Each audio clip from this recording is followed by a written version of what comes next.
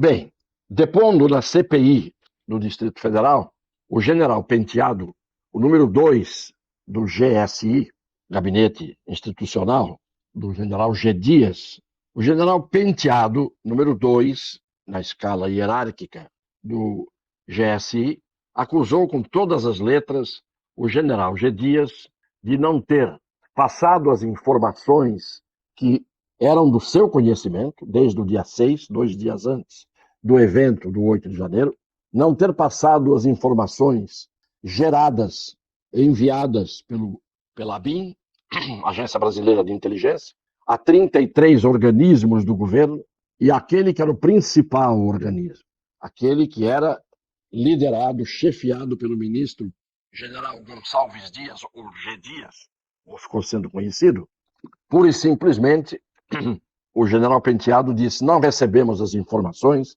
eu não tive acesso aos alertas que foram feitos da possibilidade daquele dia 8 ser palco de vandalismo do jeito que foi, e, portanto, entra o senhor G. Dias, mais uma vez, como protagonista, como personagem pivô, central, nuclear, fulcral, de tudo o que aconteceu naquele dia, do jeito que aconteceu.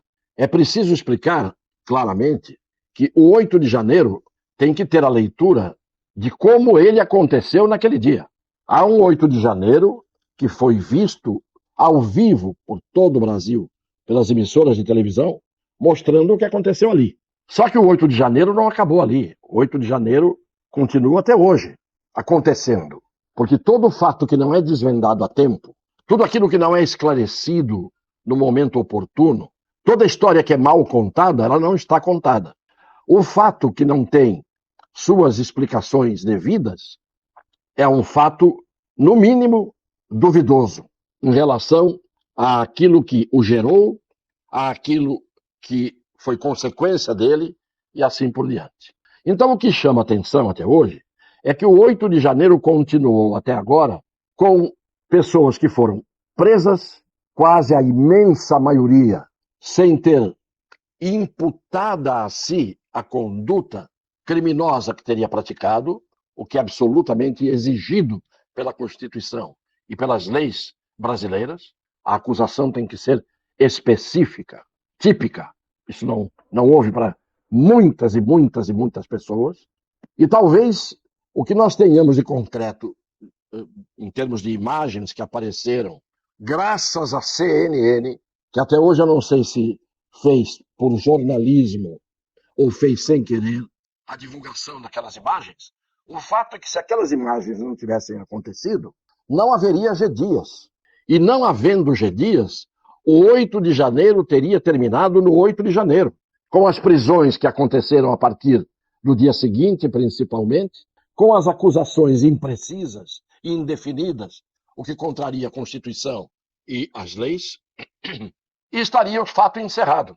Não fora a CNN colocar ali, para o Brasil inteiro ver, algumas poucas imagens do 8 de janeiro, mostrando as vísceras do Palácio do Planalto, principalmente, onde aparece um doidivanas quebrando um relógio histórico, que vinha desde Dom João VI, e algumas cenas muito insólitas, como meia dúzia de invasores no andar, no pavimento, onde fica o gabinete da presidência da República, ali sem quebrar praticamente nada, zanzando daqui para lá, de lá para cá, examinando, depois de cumprimentarem no encontro e depois na despedida, o fotógrafo da agência Reuters, que estava fotografando livremente, como se estivesse ali fazendo um book, um álbum de fotografias com os vândalos posando de forma tranquila, repetindo a cena, inclusive do pontapé na porta de vidro, e assim por diante, teria ficado nisso o 8 de janeiro, como uma tentativa de golpe de Estado, e não há golpe de Estado sem resultado. O golpe de Estado tem que ter intenção daqueles que vão praticar o golpe, tem que ter, além da intenção, a execução, e a execução de um golpe tem que ser produzida por intermédio de meios eficazes para se atingir o resultado, Isto é, derrubar a República, derrubar os poderes. E isso não aconteceu em nenhum momento. Foi um ato de vandalismo puro. Ora, se ali não havia a intenção manifesta, evidente, provada, não há uma prova até agora que se tenha em mãos para dizer estava se praticando ali um golpe de Estado. Não tem nada. Os meios empregados, nenhuma arma, nenhum instrumento bélico, nenhum equipamento que produza resultados pela força, nada aconteceu.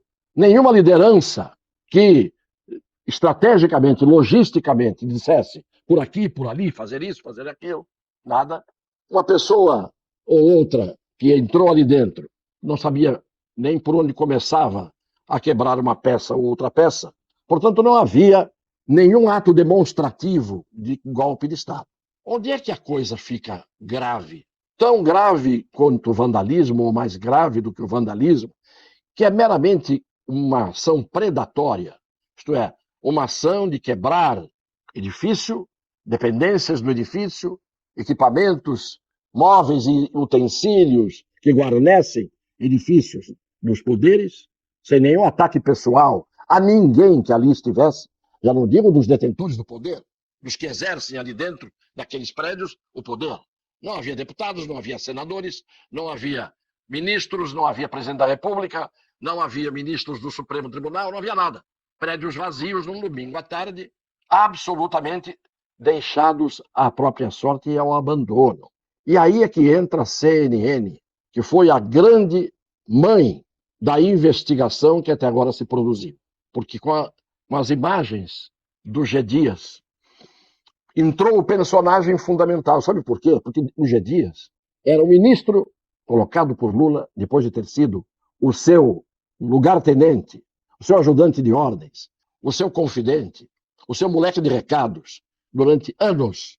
Estava ali o general G. Dias ao lado do presidente Lula, no período do seu mandato inteiro de 8 anos, e sempre ao lado dele.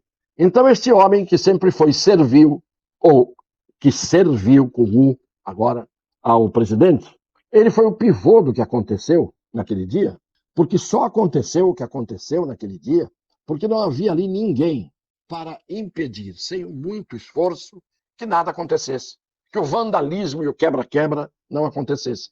Quem poderia fazer isso? Todos aqueles que foram avisados pela ABIN de que haveria possibilidade de um quebra-quebra, de atos de vandalismo naquele dia. Pois bem, quem é que não deixou que se protegesse cada edifício dos três poderes? G. Dias. Quem é que não comunicou o segundo, na escala hierárquica do GSI, general Penteado, que depois ontem disse com todas as letras, o general G. Dias truncou, impediu o fluxo de informações. Quem está sabendo que a minha casa vai ser invadida e não me avisa, está querendo que a minha casa seja invadida. Óbvio. Portanto, o general G. Dias não avisou, ou se avisou o seu superior hierárquico, que é o presidente da República, deve ter ouvido do presidente da República, que sempre foi quem lhe deu ordens, que ele sempre cumpriu de forma canina, ou o presidente da República deve ter dito, segura, não faz nada, não põe ninguém para impedir o quebra-quebra nem o vandalismo. Vamos deixar que aconteça, porque aí a gente inventa que havia um golpe de Estado em andamento. É plausível pensar isso? Claro que é.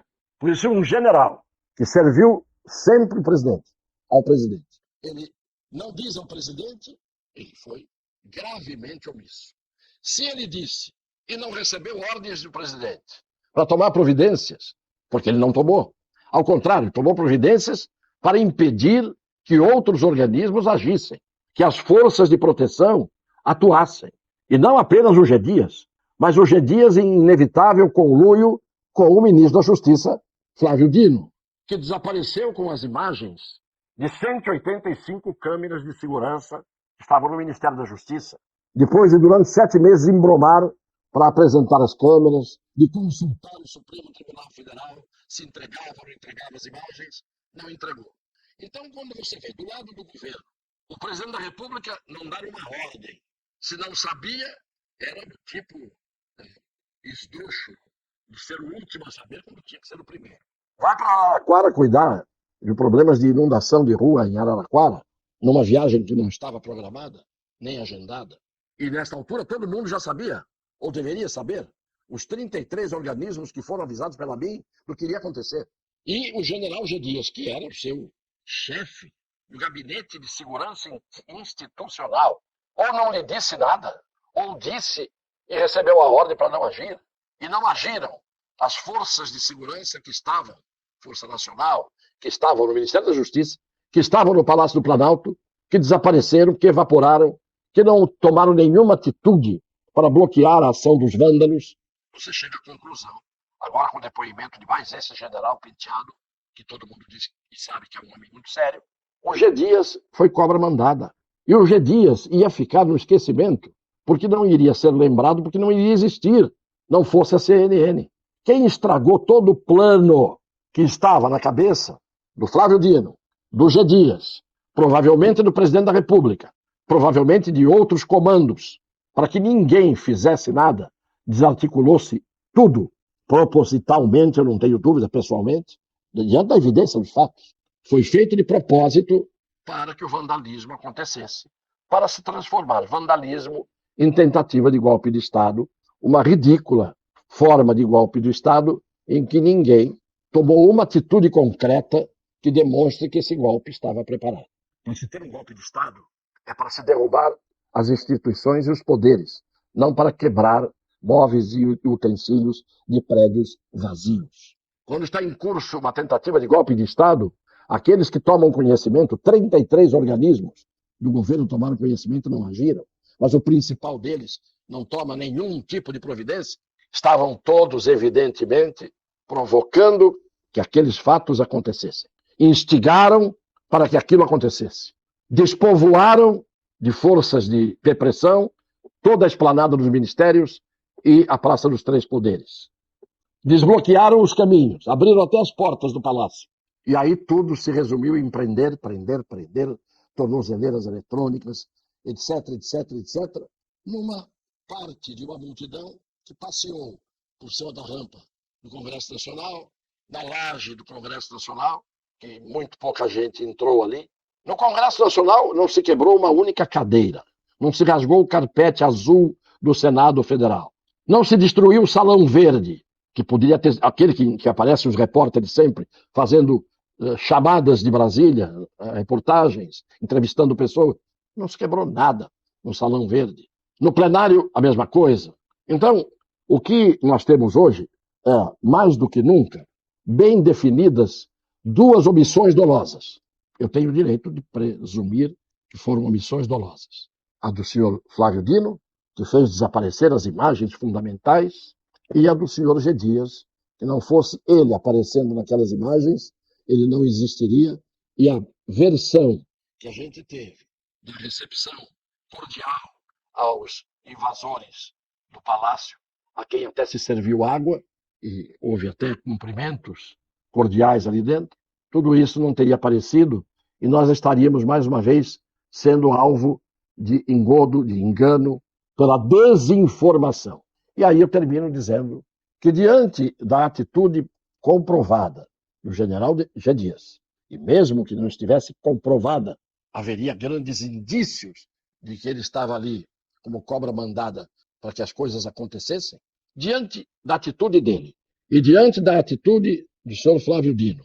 Por que o Supremo Tribunal Federal, leia-se, senhor Alexandre de Moraes principalmente, não tomou aquelas atitudes imediatas, drásticas, que foram tomadas em outras oportunidades, em situações muito menos graves, com aquele rigor absoluto do xerife, como foi chamado pelo senhor ministro Marco Aurélio, xerife Alexandre de Moraes. O que é que ele está esperando para enquadrar G. Dias e Flávio Dino? Ou não pode fazer isso porque é torcida do mesmo time? É isto. Quero agradecer mais uma vez a todos, peço que comentem, compartilhem, e a todos um beijo no coração das pessoas de boa fé.